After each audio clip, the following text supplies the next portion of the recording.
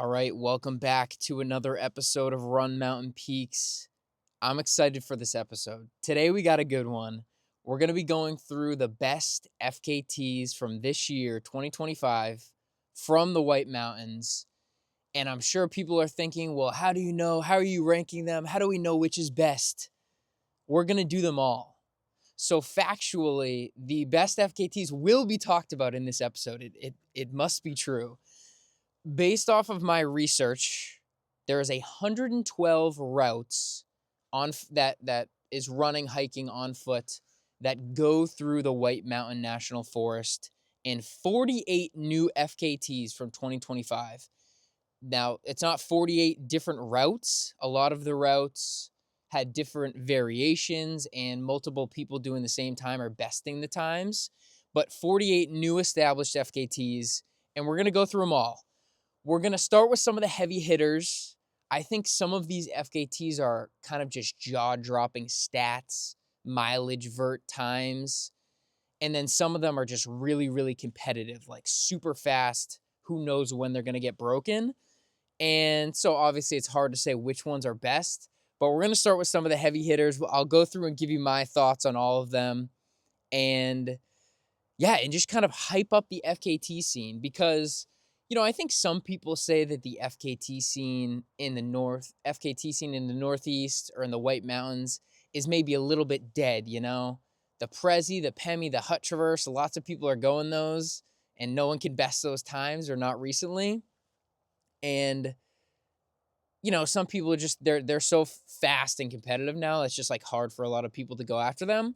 But like I said, there's 112 FKT routes in the Whites.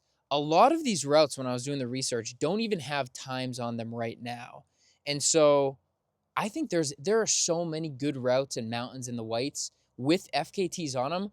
We just need to push some other routes along and get some hype going on some of the other routes. So I think we're going to do this rundown. We're going to shout out everyone who hit a FKT this year. And hopefully we get some more people excited about the FKT scene in the Northeast. I think the FKTs have gotten, there are so many FKTs. I did not know that there was 112 of them when I started this list. I started compiling this and was like, oh, there's probably a couple dozen. It might be cool to have, all the times and all the names, tracked so I know up to date. I'm up to speed on things. And I was not expecting 112 of them to pop up. So I think there's a lot of them. And like I said, some have no time. Some just have one person's time from years ago. I think we got a bunch of FKTs, cool FKTs. Let's start racing them, put down competitive times on them. Run the Whites has done a great job with the throwdown efforts this year, kind of hyping up some Strava segments and kind of just showing that we got people that can get excited about routes. We just need to do it on some of these new routes in the Whites. He pumped up the Swan Song this year, put a little bounty on it, and got a bunch of goes on that. So I think we just need to put more emphasis and more hype behind these FKTs and really get the FKT scene revived. Although it's not, it's definitely this year was huge in the FKT scene. So I shouldn't say revived, but let's prove wrong the FKT scene is dead talk. So so we're going to go through all these. And the other thing that I was thinking too, if some of these went past your radar, because some of them definitely went past my radar. If you didn't hear about these, if you're hearing about them for the first time, if some of them are cool, some of them are super impressive, you're like, wow, that is insane. I know that route. That's crazy. Go Google the FKT, click on the FKT, whoever ran it, click on the time, go to Strava, and give them some end of year kudos. I don't get on Strava too much, but when I go back in, I try to at least go and see what people have been up to and hit some of the big races. If I see a big spike in volume on someone's graph, go check that out, give them some kudos. Let's go and hype some of these people up. End of the year, pat on the back.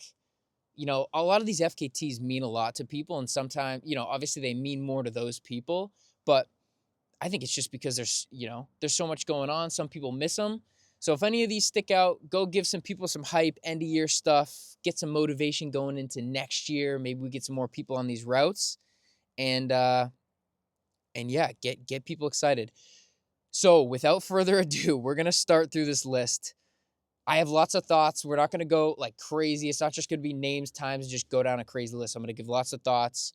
And some of these have already been talked about on other podcasts or other places. So I'll just kind of give you my thoughts on all of them. So to start it off, I think the White Mountains, what are they known for? Everybody knows about the 4,000 footers. And I think we had some crazy good efforts on the 4,000 footers FKT, aka the Dirritisema. So Andrew Drummond and Lexi Jackson take those down this year. And like I said, these mountains are so iconic. Everybody knows about them. The Dirritisema, linking them all up by foot, unsupported with all the gear on your back. It's a very cool route. The stats are crazy, and it's gotten competitive over the years. And each of them, I think Andrew, I don't know if it was on his podcast or Will's podcast, he talked about his Dirritisema. Lexi went on the Run the Whites podcast and talked about her Dirritisema. So if you're interested in hearing those stories, go there.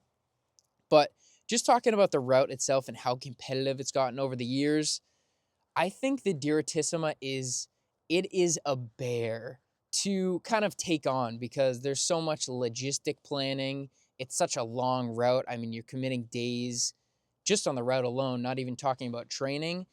And it hasn't gotten a ton of action in the last couple years just because it's such a bear, but there's been some super strong times over the years, and it is very competitive. So iconic and competitive. So for the men's, Bill Tidd in 2019 does it a little over 6 days. If you don't know Bill Tidd, yes, you do. So super strong, obviously. Will Peterson, he bested it in 2020, the year after Bill did it, 5.5 days. And for the last 5 years, that has been the time. I think a couple people have gone after it, have come up short, but obviously Will in the multi-day scene has done the biggest of feats, especially in the FKT world. So a super strong time. And then this year, Andrew Drummond goes and lowers it by, 12 hours, half of a day. He goes in 4 days in 22, almost 23 hours. So he slips under the 5-day mark. And how competitive is this time? This is why I think about Andrew's time from this year. And these routes, the more and more people do them, the more competitive and the more perfect you have to run these times. So as far as like fitness, for those of you who didn't know, Andrew Drummond ran the Cannon Circus Series this year, and he put down a crazy fast time. He ran it in 1:08, which was, I think it was 5th in the expert field and top 20 in the pro field. And so super, super fast. And so his fitness is highest it could be, or, it is the highest level.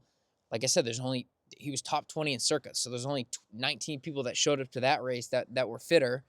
And so his fitness is there, top end fitness. His route knowledge, experience on the route. I think anything you do twice, the second time you're going to do it faster. Even if you can't really say why you did it that much faster. Oh, it was about the same fitness. I knew the route really good both times. There's something about doing something a second time where you just do it faster. And I'm sure he learned a lot. This is a route that's hard to get right the first time, so I'm sure he learned a lot. So he had experience on his side. He put in a big training block before this, so he's well-trained, big mileage, very prepared for this route. And he lives in the Whites where he was just doing big days on these exact trails. The weather he had was really good this year. It was a dry weather, and it wasn't super, super hot. And so I think he really hit it on the head in all these different aspects. The one thing I think that maybe could be improved upon, obviously, if someone could show up a little bit fitter with a little bit more volume, which is going to be tough to do, to find somebody who wants to sacrifice all this time for this route, could be pushing the sleep probably a little bit more. I don't know exactly how much he slept every night, but just with the recent Ascutney race, 4.5 straight days, no sleep, people pushing the sleep deprivation and just foaming at the mouth on some of these FKTs, that is probably the only place where you could improve a little bit, but then you have to get everything else right. So I think this route is super cool. It's a bear, and his time is crazy good. And who do I think could go and take this time? I mean, obviously Will Peterson, his multi-day scene, he's just swept on a lot of crazy FKTs. He has that route knowledge, and so I think he's a great contender. He's got that probably chip on his shoulder. He did it in 2020, so I'm sure he's more fit now and more experienced now. And I could see him going after it. Joffrey Peters is another person who I think he went after it this year and was on pace for like 4 days, but then ended up bailing. And Andrew talked about hitting his split, so I think he's another guy. He is really fast, obviously cares a lot about the route, puts up big mileage, and has experience now, so he could be another one that goes for it. But the list of people who could go for that route, I mean, Connor Brown's another one. You just saw what he did on no sleep for 4 days, so he's a young buck that could just go crazy on that route. But I really do think that the strategy would be go at the same pace as Andrew and just sleep an hour or two less than him each night, and hope it doesn't hurt you in the long run. But that route is really, really, really strong. And I think if nobody goes after it in the next year or so, that's gonna be the time for a long time. So that's a crazy, crazy good time there by Andrew. And then Lexi's time, equally as impressive, equally as competitive. So before her time, Lila Herod had it 7 days, 7.5 days, and then Arlette Lon had it almost 9 days before that. So she improves it by almost 2 full days. And Lexi, I mean, another athlete, as fit as they come, trained in the mountains, had huge block before this, knows those mountains super well, good with multi-day stuff, and deep, deep well. She's a friend. I paced her on the White Mountains 100 when she did that, and she has as deep of a well as you can go. I think the one area on her route, and she talked about it on the Run the Whites, but didn't have good weather. I think had a bad ankle roll the first day and then didn't have good weather for a couple days there, like snowing. She ran it in September, snowing in September, ice, which definitely slows you down. And as far as kind of the sleep thing, she goes for 4 days, and then the last night, she does not sleep at all and just epics through the night to finish this out in 5.5 days. So as far as like sleep deprivation, I think she probably pushed it as close as you can get. And yeah, like I said, she just has an insanely deep well. So I think better weather, if a woman's gonna go after that time, is probably the place that you're gonna make up some time there. So as far as women who can go and take this time or try to take this time, Amber Constant, she went on From the Backcountry and said, I think she was looking at this route for next year. And I think it's hard to bet against Amber after the year she had. She goes 40,000 vert on Flume Liberty.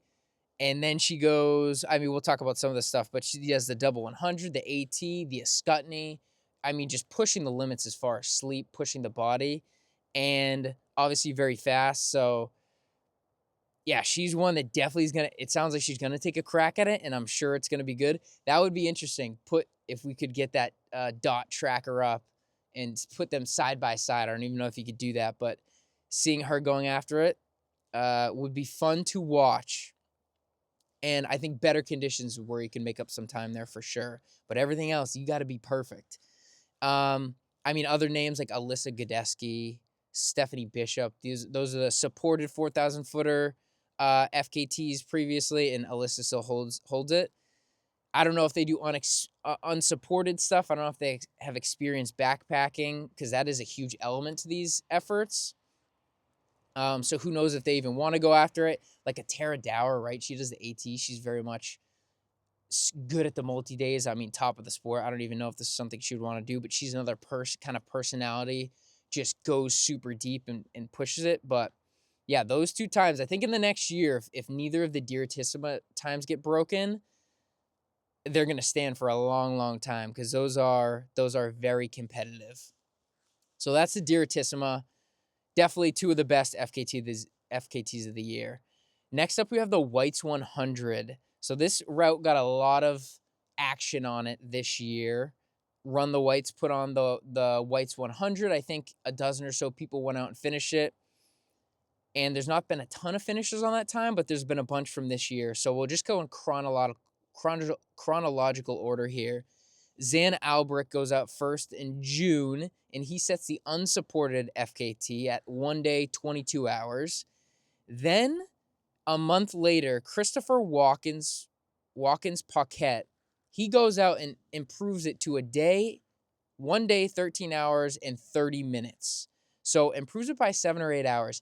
And I remember seeing that time thinking, wow, unsupported, that is a crazy time. I mean, under 38 hours on that route unsupported. I think he had done a through hike or an AT or something. And so I mean, yeah, he was definitely very fit and could do kind of the unsupported style. And he put down a really good time. And I remember being super impressed with that time, thinking, yeah, that is really good. But then a month later, Austin Black goes and he runs it in 34 hours. He slips under the 35-hour mark. That is definitely one of the best FKTs from the year. Doing that unsupported in under 35 hours is super, super impressive. Super impressive. And I think, did he go to Western States this year? He's a fast guy. He lives up there. Once in a while, I feel like I arrive at his Strava and he's running a Merrimack. I don't know if he's a Merrimackian, but he's a very strong runner, so he puts out a crazy good time. And then next up, September, Kara Baskin goes for the supported women's time. She runs a 34:12, which is blazing fast. So a little bit faster than Austin. Did it supported, but improved on Christina Fulsick's time by 5 hours. And then Lexi Jackson and Mike Conley did a mixed gender FKT and improved upon that by almost 5 hours. That is super impressive. I think that this one is definitely one of the best FKT this year. That one is might stand for a long time. Kara Baskin, super strong runner. She won Vermont 50, I think, a couple of years ago. So she's super fast, top end speed. I think she's a gritter, lives up north, like is in the mountains a lot. Super strong athlete, and she threw down a crazy good time. So very impressive there. And then the last FKT on the Whites 100 is Whitney Pearson's unsupported. She goes out at the end of September. She runs it in 2 days, 5 hours. And yeah, Whitney Pearson is tough. She grinds so hard. If there's a route that people are scared of doing or don't want to do it, she'll go and do it. She'll work a full day and then go do it at night. I think she's done a couple FKTs where she worked like full days and then just goes out at night for a day or 2 straight days. Yeah, she gets after it. So she puts an unsupported time up there. And then I guess not done. The last one in the White Mountains 100, the Out-and-back, supported by Amber Constant, 4 days and 2 hours. She ran it in September. And the yo-yos, oh man, the yo-yos. It is just so insane. You hit the Whites 100 and then you get to the end, you're like, again. I want it again. Yeah, the yo-yos are something that it really takes a super strong-minded person to want to go out and do that. You just gotta love pain and psychological pain and suffering for doing yo-yos. But yeah, 4 hours, that's super impressive. Yeah, Whitney's time was a little over 2 days, and so Amber goes 2 days out, 2 days back. It was supported though, obviously, but that is so insane. And I feel like I see like crazy yo-yos all the time. Larson wants to do a hut-to-hut yo-yo. Philip Karsha goes the Kank yo-yo, right? He's yo-yoed a bunch of things. The people who just love getting out there and grinding harder than everybody else, they do yo-yos on routes that a lot of people don't even want to do single shots. So yeah, that is definitely a really, really strong FET. I don't know who would want to go and beat that. But then next up, I think even a more impressive FKT, obviously both super impressive, but Amber before this in June goes out and runs the New Hampshire AT single section go and sets the overall FKT there. She goes 2 days and 22 hours. The previous record was held by Larson. He still has the men's record. He ran it in 3 days and 0 hours. So she gets the overall FKT. And thinking about that route, I know Will's talked about it on his podcast. 3 days is definitely the fastest anyone's done the AT effort. So all of these long distance AT efforts, they go longer than 3 days. And so when Larson did that, that's got to be the fastest one shot. And I think he had a rough day out there. I remember he's puking the whole first day, and just an absolute warrior. Still gets it done, doesn't drop. But Amber is the fastest person to ever do that, men or women's, on that route, under 3 days. Yeah, when I saw that effort is super insane, and probably one of her strong. I mean, the 4 that I mentioned though are all so insane. She just had a banger of a year. So yeah, that's definitely one of the best FKTs of the year for sure on the whites. And then next up, we have one that slipped by my radar, the Flume and Liberty Loop, unsupported by Lars Hogney. Hopefully I'm not messing that up. He runs it in 1 hour and 33 minutes. If you don't know Lars, dude is young. He won the Kimsett Cliff race this year. He won Jackson Bridge 10K. I think he goes URI D1 runner, low 15s 5K type of speed. And he goes out and bests Ben Thompson's 1 hour and 42 minutes by almost 9 minutes. If you don't know Ben Thompson is one of the best. He has some crazy time in the whites. A 540 something Pemi guy. Go look at his ultra sign up. Go look at his FKT page. Just an absolute stud of a runner. Yeah, so strong, and Lars beats that by 9 minutes. That is insane. Yeah, hopefully Lars pursues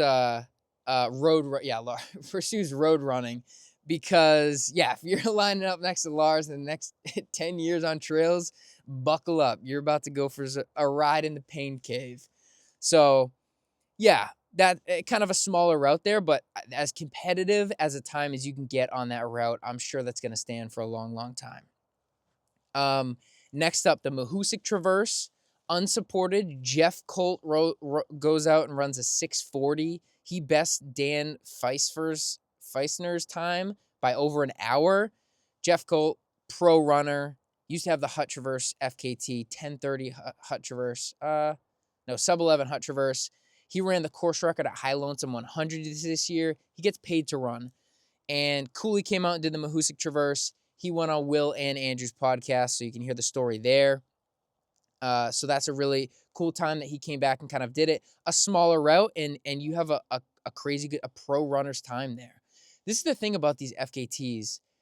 When you get people like that to run a route, anybody who's saying, oh, must be, or thinks that they can run fast or wants to prove something, there you go. If you're around the Mahoosuc Traverse, you really like it, there you want to prove something, you got a pro runner's time. Go out there and see what you can do. So it's cool that you have kind of a standard on that route now. And then Hillary Girardi, she didn't run this year, but she has a 7 hour, 16 minute pace on that route. So a little over a half hour behind Jeff. That is such a strong time for women's. That could last forever. I think Jeff's time was super impressive. Hillary's time, also super impressive. Just where the level that Jeff is at right now. I mean, like I said, High Lonesome 100. Go look at his ultra sign up list. Dude is crushing it, fast as you can get. And Hillary's not too far behind there. So, and she's a great runner in himself. So that was the Mahoosuc Traverse. Next up, we have the Lodge2Dodge. Don't say it. Don't say it. Don't say it. I think this is one of the better ones of the year. So this was the route that I did. Obviously, I care about this route a lot. Have a lot of bias towards it. I did an 1.5 hour podcast if you want to hear about it. I talked about that Lodge2Dodge route. But what I will say about that one, I think it is a clean, it's on the AT mostly. It's a clean route and a bridge between the Hut Traverse and the White Mountains 100 on the same route as the White Mountains 100. And I ran that. So I ran it at 22.5 hours. I bested Larson's time, which was almost 32 hours. So I bested it by almost 10 hours. And that effort was a minute per mile slower than Jack Kensel's White Mountains 100, which he had pacers the whole way, and I only had pacer for 20 miles. So that's the that's the pitch for the Lodge2Dodge being a competitive time. I do think that's a great time, and I would love for more people to go out there and test that time, lower it, get a women's time of the Lodge2Dodge. I think it's a great route. Next up, we have the Pemidential. Now, the Pemidential, this is similar to the Lodge2Dodge. I think it's a little bit shorter, or it might be a little bit longer in mileage, about the same vert, maybe a little bit less vert, and then you get like 20 miles of road. But there's been some people to go that route. So the supported FKT was held by Mike Conley. If you run on the whites, you know Mike. He's just does crazy stuff all the time. He had it at a day and 5 hours, and from 2022. Corin Kausnick goes out and runs self-supported in a day and 2 hours. So he bests Mike's time by 3 hours. Mike's supported time by 3 hours, self-supported. And I think Mike had went out with somebody. Yeah, he went out with Clark, I'm pretty sure, on that effort, which whenever you run with somebody else, you're never going to get the best out of either person. But, yeah, super impressive. This is definitely one of the better FKTs of the year, and I think it slipped under the radar. Corin, he's won Mid-State 100 twice. He won the White Lake Ultra this year. And, yeah, so when he throws down, you know, he's going to give it his all, and that's very impressive. I don't know where he lives. I thought he lives in the city-ish, maybe. So for him to go up into the mountains and do that time, I was super impressed by that time, self-supported. So that was very, very strong. Definitely one of the better ones of the year. The Mount Hancock Loop. This is another shorter one, similar to the Liberty and Flume, but unsupported. Jonathan McIroney lowers that FKT, which was held by Ben Nephew. So Ben Nephew had it at 139. Jonathan runs 129 on that route. And if you don't know Ben Nephew, I mean, that dude just dominated the trail scene for 10 or 20 years prior. He's a little bit older now, still throws down, I think, but he is like the staple. He's done it all, especially in the White Mountains, and definitely someone that I kind of look up to as just a trailblazer as far as some of the speed stuff. And to beat a time like that by 10 minutes, that's super strong. Jonathan is very strong uphiller. Overall, just a strong runner too. And he came in third at the Kimsett Cliff race this year. I think he was maybe 10 minutes behind Lars, but another just fast, super strong time. And I don't know who would, that could be a time that lasts for a long, long time. Because I think the Hancocks, strangely, has gotten a few goes. I don't know if David Hedges went that, but Cale Poland in 2016 or 2017, whenever that dude was ripping around trails, he had a good time on there. So Jonathan bested that time. Very impressive. Next up, we have the Swan Song. So this was the one that Run the Whites kind of put a bounty on. I don't know I don't know if Drummond put like Run the Whites gift cards or shoes or something, but there was a little bit of a bounty on this. And it hadn't been touched for a while, but this is one of the gnarlier routes in the Whites and one that I want to do eventually. I've definitely looked at it before. And the previous FKT, so there were the few people who have gone the FKT. We'll start with the unsupported. So Jonathan Rizzo had it at 13 hours, 20 minutes. Ray Martin comes along in 2025 after Drummond puts a little thing out. He runs it in 11 hours and 20 minutes. And then Andrew Drummond goes out and runs it in 9 hours and 14 minutes. This was 2 months after his Dirritisema. And that 2-hour improvement on this route is insane. Another comparison, so Ben Nephew did this self-supported a few years ago in 11:35. So Ben Nephew, like I said, a crazy good standard. In his trip report, Ben Nephew said that this is probably the most dangerous route that he's ever run. It is just head wall, up and down in the Prezzies. You're going more up down than you are horizontal. It's totally insane. The trails are very confusing. I don't really know the trails too well, but Andrew's time, when I saw 9:14 on that, is so insane. I think the mileage is like 30-ish, but with 20 maybe thousand feet of gain. But just the sheer steepness and technicality of those routes, and he bested the next best time by 2 hours. So that's one that's definitely going to stand there. That is definitely one of the strongest, like, competitive times. It's probably going to last for a while. He puts a bounty and he goes and gets the bounty. I don't know how that works, but okay. And then the mixed gender FKT goes down in September. Erica Notini and Lance Parker did that, 12:41. They bested Lexi Jackson and Mike Conley, who have a handful of the mixed gender FKTs. They ran it about 15 minutes faster than them. Erica Notini, I think, did really well at Bubba's. I'm pretty sure if I'm remembering right. very strong runner, so went and put up a mixed gender time there. And then the unsupported women's time, Katie Melski goes out there and bests the FKT by 5 hours. She runs a 14-hour and 10-minute time there in September. Phoebe Seltzer had that time before, 19 hours and 35 minutes in 2020. So that was 5 years that time held up. We got a new time, 14 hours. So some good action on the Swan Song. And then next up, we have the Grafton Loop FKT. So the unsupported men's time goes down. Finn Kine runs a 7:44 on this route, 2025. The previous time before that was Peter Howe, 7:55 in 2020, and then Ben Nephew had ran an 8:41. For those of you who don't know, Peter Howe is, I don't know if he races too much anymore, but back in the day, a crusher. Still a crusher, just doesn't race as much, I don't think. He has some crazy good times. Another kind of like Ben Nephew, like kind of an icon. Like if you ever see Peter Howe on the trails, holy smokes, it's Peter Howe. Super fast. He has the course record at Kilkenny. Go look at his what races he's done. He has some super impressive times. So to beat a Peter Howe and a Ben Nephew, that is very, very competitive. I think Finn is a main guy, and clearly he's super fast, and that is definitely one of the better FKTs from this year. So Grafton Loop FKT goes down. Next up, we have the battle for the double Pemi. So this is one that went under my radar a little bit. And when I was looking it up, I was like, oh, there's a little bit of a battle this year. So the Pemi Loop has lots of different variations under the FKT, but one of them is the double Pemi.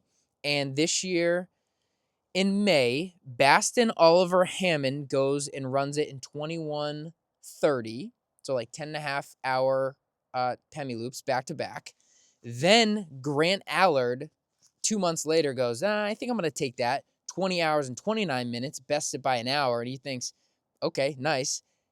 Isaac Trudeau comes in and bests that by an hour. 2 months later in September, Isaac gets the FKT at 15 hours and 37 minutes. So some double Pemi action there. A few people get fired up. I'm sure one of maybe Grant or Baston Oliver goes the next year and maybe tries to get that back. But a double Pemi throwdown this year. And I was thinking about the double Pemi. This is kind of like a yo-yo. Well, actually, I was wondering how these people ran the route. Did they run the same loop twice? Or did they do once and then they go back the opposite direction? Because like I said, the yo-yos, you just got to have not all your brain gears lined up correctly to like doing the yo-yos.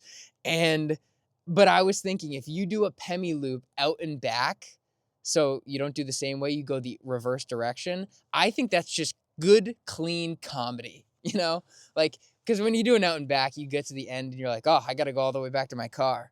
And saying that at your car for a double Pemi, I think it's just good, clean comedy. And I hope that one of them did that, because I think that's just a good joke that could stand the test of time. But anyway, that was the throwdown in the double Pemi this year. Next up, we have Isolation. So this is Isolation from Glen Boulder, I believe. James Underwood gets the FKT 2 hours and 30 minutes. He ran it in July, which bested Mike Conley's 2 hours and 48 minutes from 2 years ago. A very fast time. Glen Boulder is a steep, rocky route up there, and then you kind of go down before going back up to Isolation. And James Underwood, I've seen his name on some few things. He is very, very fast. So he bested by 20 minutes, 2:30 on that. I think it's maybe 9 or 10 miles. That is a very strong time. Next up, we have Bald Peak and Artist Bluff FKT. This is one of those FKTs that I didn't know it was an FKT. I love Bald Peak. You go to Bald Peak at a sunset when no one's there, like on a beautiful. But this is another one. I was going through and I saw there was an FKT for this, and there was one go. David Alexander had a go on this earlier this year when I was looking. One that I didn't know about. And Lars Hogney goes out and runs this unsupported, obviously. It's a 2 mile route. Super supported. No, Lars goes out and runs it in 15 minutes. So David had it in 22. Lars runs it in 15 minutes this year. And I don't know, I don't have the vert mileage here. I'm assuming, like I said, Lars, extremely, extremely fast. I'm sure that's a very fast time. But it's cool that he kind of just picked a random route and said, I'm going to put a crazy time on this. And then also went down this year before Lars even went out there. Allie LaVille goes out and takes the women's FKT, 23 minutes on that time in July. And I think it's cool. So this was kind of a route that one person has done. I didn't know about it. Other people, I'm sure, didn't know that it was an actual FKT. Now you have two extremely competitive times in this route. Lars, like I said, extremely fast, winning races right now. Allie LaVille, she won Mid-State 50. I think she won Pisgah 50K this year. Super strong woman runner. And now we have an FKT that if you want to compare yourself to people who are winning some of the local races, there you go. You got times. Go see what you can do on this route. So this route goes from 0 to hero this year, and we got two really, really strong times on that route. That's what I think we need more of on lots of these routes. So that was the Bald Peak and Artist Bluff. Next up, we have the Evans Notch Loop. Aaron O'Toole runs it in 6 hours and 56 minutes. That bested Ashley Euland's time of 7 hours and 40 minutes. Ashley's a super strong runner. She gets out and puts down peaks in the whites. And Aaron bested by an hour, almost an hour. So a really strong time there. And I looked at Aaron's ultra sign-up. She's going to Black Canyons next year, so watch out. I think she's a Mainer. Let's go. Shout out Maine. Okay, moving on. Next up, we have the Moriah Traverse Picnic FKT. So Mike Conley goes out and does that 6 hours and 14 minutes.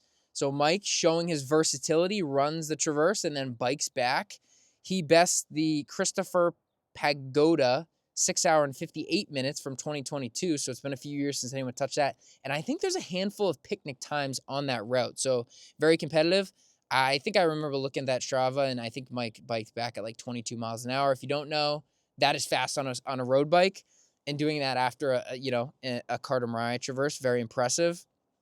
And I think the Prezi Traverse Picnic is a very competitive route. I don't think it had anyone on it this year, but that's gotten really competitive. The Moriah Traverse, it's similar to a Prezi, just kind of like less run but well known, but it has a bunch of times and it's similar difficulty. It's cool that Picnic's getting some action. And I've been rocking the road bike a little bit, so I respect road biking for sure now. Next up, we have the Cannon and Kinsmans Loop FKT. So unsupported Katie Clayton goes and takes the women's FKT at 4 hours and 3 minutes.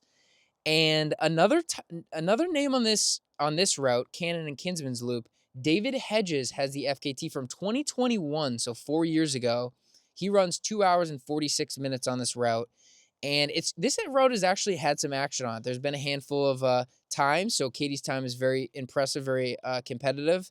So is David, obviously. He's a pro runner, gets paid to run. And so that's another route that's like cool. It's got some hype behind it, getting some times going. So very, very impressive there. The Super Pemi unsupported goes down. Jason Walther runs it 14 hours and 2 minutes. He bested Nate Cressman's 14 hours and 53 minutes from 2021. So like I said, lots of Pemi variations there, but the unsupported time goes down. Next, we have the Twins Bonds Traverse unsupported men's FKT. So Tim LaChance goes and runs that in 3 hours, 52 minutes. He did that in September. I think he's a main guy. He's got his name on a few of these FKTs. And he seems hungry. Yeah, he had a good climb up North Twin, and then I think he was throwing down 6 somethings at the end of that route. So that is a fast time there. The Moriah Traverse Out-and-back. So a little bit of a battle here in the Out-and-back Traverse for the Yo-Yo Moriah unsupported. Kyle Andrews had the time from last year, 2024. He ran it in 17 hours, 20 minutes. This year, Tim LaChance, who we just talked about, comes and runs it 15 hours and 1 minute. He sets a new FKT there. And then Kyle Andrews comes back with a vengeance. He bests that by 3 hours. So he ends up lowering that to 12 hours and 7 minutes. So 6 hours each way on the Moriah Traverse. Very, very impressive. Love the enthusiasm for this route. Love the battle out there. And Kyle Andrews comes back and takes back his FKT. So we'll see if Tim goes back the next year. That could be a good back and forth FKT for them to keep battling at. Next up, we have the Eastern Peaks of Conway FKT. Eli Nixon goes out and gets that 3 hours, 59 minutes. He did it in June. He bested Dan Wilson's 4 hour and 24 minutes from 2024. And this route has actually got a bunch of action. I've run in that area near Conway before, but obviously there's lots of people in Conway get out for runs. And there's actually a lot of names on that list. So this seems like a pretty competitive. Lots of people have gone for it. So Eli improves it by almost a half hour. Seems very, very fast. Next up, we have the Owl's Head FKT. So Allie Laville, a second FKT, goes out and grabs that for the women's time. 4 hours and 1 minute out to Owl's Head. Good old Owl's Head. I actually haven't been to Owl's Head in a while. I was going to Owl's Head for I went there 2 or 3 months in a row, like twice before. Sometimes I love Owl's Head, sometimes I hate Owl's Head. But anyway, I haven't been to Owl's Head in a while. Allie gets a second FKT in 2025. Was this her second? I think she has one more, but she did that in August. Next up, we have the Tilted Compass. This is the self-supported time. So Jimmy Rips Reopel, he runs a 12 hour and 37 minute in August. He bests Tim LaChance, so another, we just talked about him. He's got a few of them, who had a 14 hour and 47 go on this route in 2024. And this route kind of had me thinking, because the Tilted Compass, what is that? That is basically running or doing each of the north, east, south, and westmost 4,000 footers all in a time. So you basically hike it and then you drive to the next one. There's lots of driving around the White Mountains because nothing's close. And I was thinking, like, how do I feel about driving being part of some of these FKTs? I think kind of like first glance, it's like, I don't know. It just feels like if these routes are getting very competitive and people will do anything to take time off. And so it's just like, you don't want to see someone bombing down the Cank or wherever, going 80 miles an hour to best the time. I don't know if there's some sort of speed limit, like you have to just go the speed limit for all of these routes and then obviously run as fast as you can, track the speed on your Strava, and the Strava approvers get to approve it. I'm sure there's some rules behind it. So, but yeah, the hope is for like a FKT where you involve driving, that no one is driving out of control. And the other thing, actually, then I was thinking, well, the supported FKTs, the 48 4,000 footer supported, Bill Tidden, Alyssa Godesky FKTs, they're doing driving. And I think that's like a longer route. So you're thinking like they probably don't want to drive fast. Like they want as much time in between the route. But I'm sure speed driving is involved there too. So yeah, I don't think there's anything bad about it, but it's just something to be aware of. Let's not make it a NASCAR competition.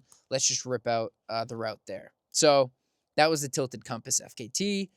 And then we have the Eastern White Mountains Triple Infinity Loop, unsupported. Eli Barakian, I think I don't know if submitted or put this the first time down. He does this in 2 days, 10 hours and 51 minutes. It links up the Mahoosuc Traverse, the Pemi Loop, and the Prezi all in one go. So it's kind of like a Pemidential, but you do a Mahoosuc Traverse. So it's like a Pemidential on steroids. And Eli Barakian is one of the race directors for Scutney. So I think this just shows he is clearly a sick puppy when it comes to creating routes. He just creates crazy hard routes, and good of him to go out and actually do that route. And he's done some really cool long distance things as well. Next up, we have the Mahoosuc Traverse Out-and-back. Craig Lehman goes out there and does 1 day, 4 hours on that route. More yo-yo madness. Next up, we have the Desolation Loop. Vigo Fish goes out and does this. This is around the Kerrigan area. He runs 14 hours and 57 minutes. Awesome name. Awesome name. I want to name my kid Vigo Fish. That is a super cool name. Yeah, so he gets the Desolation Loop. Next up, we have not a Pemi loop, but a loop in the Pemi. This is some sort of crazy route. I think Gwen Stratton submitted this FKT a while ago. She originally ran it and has the women's time unsupported, 16 hours and 20 minutes from 2021. Talk about coming up with crazy routes. She is somebody who every weekend comes up with these crazy routes in the whites and goes out and does it. Very, very cool. I remember she's one of the first people I saw just doing crazy vert when I was getting into running. and she's still out there every weekend. I think she did something where she was off Strava for a year and still put up 1,000,000 feet of vert just to see if she had it in her, and she does. And I've seen her on trails a couple times. Super nice to talk to, and she's a grinder. So she's always out there, and I'm sure this is one of her crazy routes, a Pemi loop, but not a loop, not a Pemi loop, but a loop in the Pemi, some sort of crazy route. But the FKT men's from this year, Tim LaChance goes out and runs 13 hours and 44 minutes on that route. Tim gets another FKT. Next up, we have the Mahoosuc Traverse. So Mahoosuc Traverse, similar to Moriah, similar to Prezi Traverse. We're getting some picnic action going there. So I think this is the first picnic action on that route. But self-supported Cassidy Carroll, 15 hours and 16 minutes on that route in July. I remember actually meeting her at the end of, in the Prezi sometime. I think she did a Prezi Traverse. Me and my buddy ran into her. And seems like she was also kind of a biker or something. And I remember she told me like, yeah, my fastest speed on a bike is like 51 miles or 60 miles an hour or something. And I had just got a bike, and I think I went 20 and was like, wow, this biking stuff is really, or 30, I think, probably downhill. This biking stuff is really scary. And I remember thinking, this girl is nuts. But clearly a baller, goes out and puts up a good Mahoosuc picnic time. Next up, we have the Cannon Round Trip FKT. So Allie LaVille, another one for her this year. She puts up an hour and 40 minutes. And I think this is up and down the Kinsman Ridge Trail.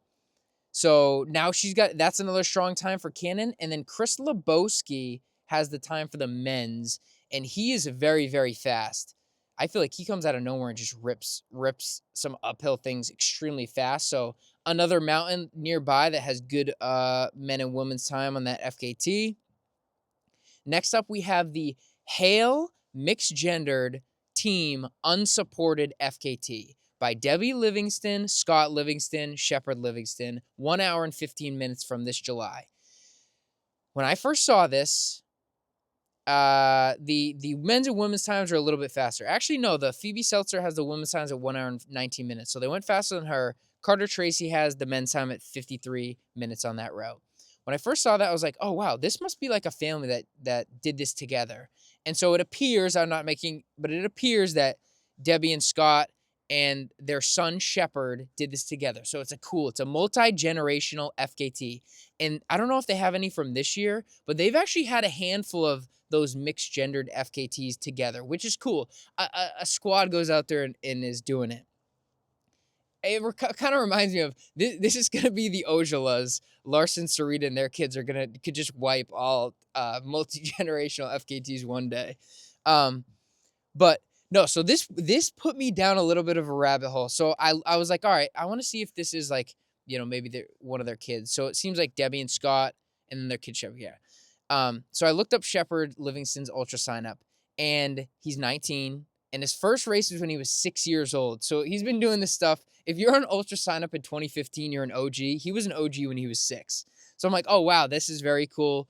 Multi-generations.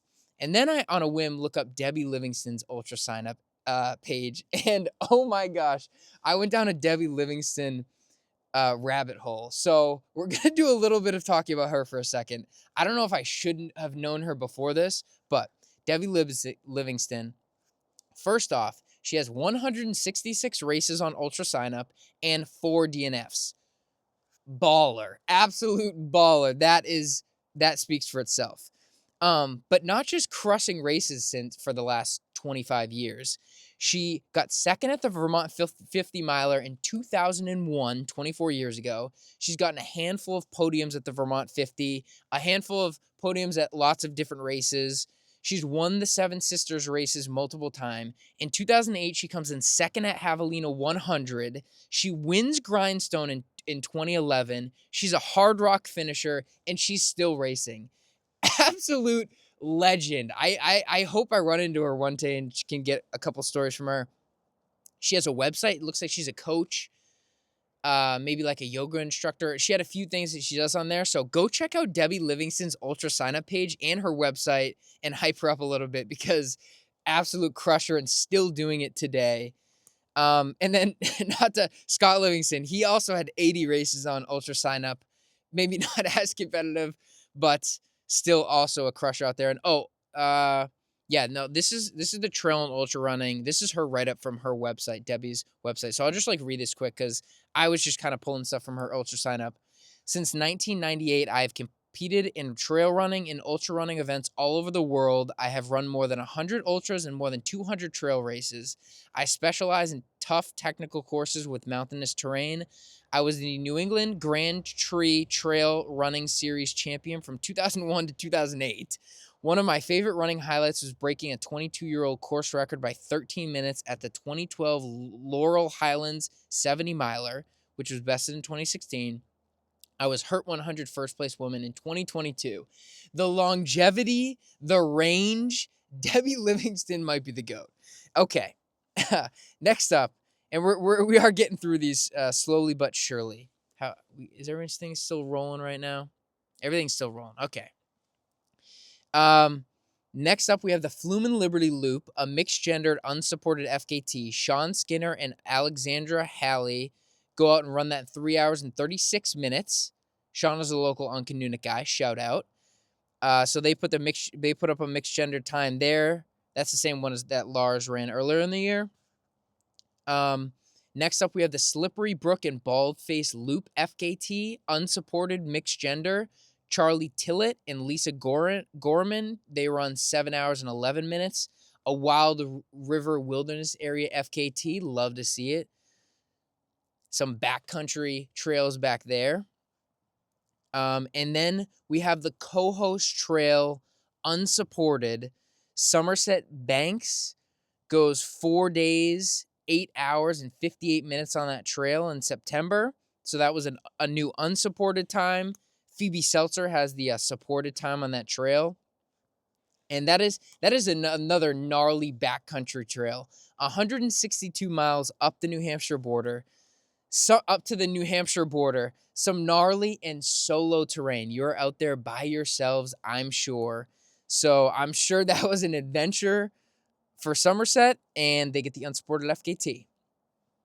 And then I actually got this tidbit of information today. So I thought that this list was pretty exhaustive, but then I was running with Clark Plummer today, and he's like, "Oh, did you get the full AT hikes in there?" And I'm like, "Oh, yeah, I didn't get those from this year because I don't know, the AT it goes through the White Mountains obviously, but it's not maybe one that you think of. So I kind of forgot about those. So these are last minute additions. Obviously, the AT is a crazy route, very very competitive. I have not through hiked, and I'm not as plugged in. Like, you know, when someone's going on a crazy record, a Tara Dower, Jeff Garmer, that's it. Whoever's going on it, Christian Morgan, whoever's going, I'm looking. John Kelly, whoever's going, I'm looking at it when it gets hyped. But I don't know as much about the timing and days and stuff. But here are the FKTs from that. The northbound self-supported Sarah Baker goes 74 days, a little over 74 days. She bests Elizabeth Thompson's time by 6 days on that route. And then southbound, self-supported, Lila Herod, so a local, goes 52 days in 18 hours. Best Heather Anderson's 54 days on that route. And then southbound, self-supported, Jeff Garmeyer goes 54 days, 8 hours. He bests the southbound, self-supported by Joey Campanelli by 3 days. And then he bested Joe McConaughey's northbound self-supported by 4 hours. And that was the route that put String Bean like on the map.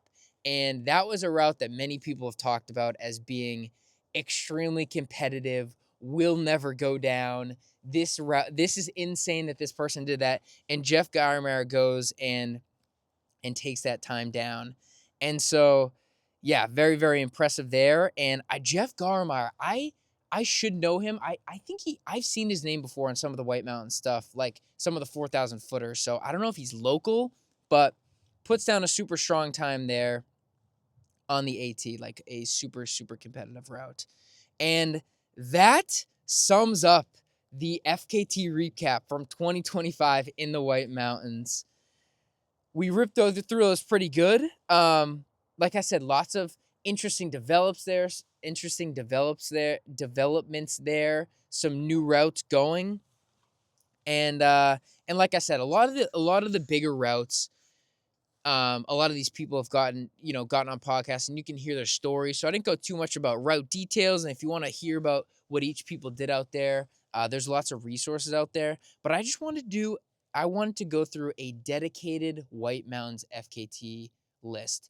And I'm going to start doing this every year because I feel like some people cover the FKT scene and some of the Northeast stuff, but a lot of the things just kind of get overlooked. And I feel like you got to be in the mountains, seeing what's going on these routes all the time to appreciate some of these times. So if you're a White Mountains folk and you know what these trails are like and you're hearing some of these times, let's get some more people out on there. Let's celebrate some of the people that are doing these FKTs, because really there is a lot of stuff going down and there are a ton of people who are out here hungry right now. It's super exciting to see, and I definitely consider myself one of these people. Um, I have big goals and I love getting out there and I love the Northeast, and I think the trail running out here is just so amazing. And we have some crushers. I feel like I say it on a lot of the podcasts, but we have some crushers out here, and hopefully it just gets a little bit more publicity. And like I said, when you get pro runners or people that are doing kind of the big races that get covered by a lot of the big media out there, it's all the more popular out in the Western US, some of the Europe stuff, like the big races. And they're all stuff that I love to follow and I love watching them. But I think some of the times here get overlooked because of how steep and how technical it is. But there are a lot of routes out here where those pro elite fast runners come and they can't hang on the technical steep stuff. And I'm telling you, some of these times are super, super competitive and super impressive, and they will stand for a long time. And I think it's just we got a really good thing going here, and I think the sport is definitely growing. There's more momentum in the Northeast and the White Mountains. I feel like I'm talking, it doesn't get a lot of hype. It's been getting a lot more hype, and lots of people are doing it, but I myself definitely want to stay on top of a lot more of this Northeast stuff. I want to be on top of all the races that are coming up, all the FKTs that are going down. I have a vision for having like a hub of FKTs and even maybe Strava crowns one day, and races all in the Northeast, and keeping that all updated on my website, which I'm going to update soon. But yeah, just really, really cool to see all the stuff that's going on here. And I hope more people get out and do these FKTs. I think lots of people the races are getting awesome around here. Like I love how the White Mountain endurance races, when I started doing them, were not getting a lot of press, and now they're getting a ton of press. And like the Bubbas, the Scutney, like all these things are starting to get their light. So it's just cool to see. And hopefully we can just keep up in the Northeast and hype the Northeast trail scene up. I was thinking, like, should I do a race recap from 2025, some of the best race results, but I could do that maybe later in the winter. So for now, we're going to do this was the 2025 White Mountains FKT recap. Like I said, go give some love to some of the people on these routes. I didn't give a ton of information on them, so each of these people are going to have trip reports, the mileage, the vert, the paces on there. So go check them out. We got some time off. It's the holiday season, some time off. We're probably doing a little bit of doom scrolling. Let's go doom scrolling some of these FKTs and hype some people up. And then I thought there was one last thing that I was gonna say. Yeah, the race scene. Oh yeah, no, yeah, and obviously it is December 20th, so there is a 2 weeks left basically in the 2025 year, and I am just gonna put it out there that, well, maybe I'll cover it if they do it, but this is a disclaimer that this does not include everyone. If someone goes out and runs one of these FKTs in the next 2 weeks, you didn't get in the recap for the year, I apologize. I'll try to keep an eye out for it and cover it maybe in the next few episodes or something. I don't know if anybody will. It just nuked rain and warm, and I don't know what the trail conditions are looking up north. Actually, I take that back. I don't know what they're looking like, but this morning I was torn. Do I go up north? I got a busy day today, trying to do some Christmas shopping, going away tomorrow, like doing, I got a lot of stuff I got to take care of. So I was like, God, do I stay local? I mean, everything here just kind of melted. Do I go up north? But it looked like they got a foot of snow up there, plus on some of the peaks. So I was like, I don't know if I have all the driving in a long trail breaking day. I don't think I have time to do all that today. So it sounds like there was more snow up there, but if people go out and pack it down, there could be some fast times, and winter is tomorrow. So it is fall right now, people. I don't know how it is fall, but it is still fall. So winter starts tomorrow. So I'm sure there are some people who are starting the winter 48, winter running, or they have some winter objectives out there. So who knows what happens in the next week, but that was the recap of the year. Yeah, share this if you know somebody who did the route. Like I said, let's try to get the Northeast Trail scene going. Share this, get it out there, hype some people up.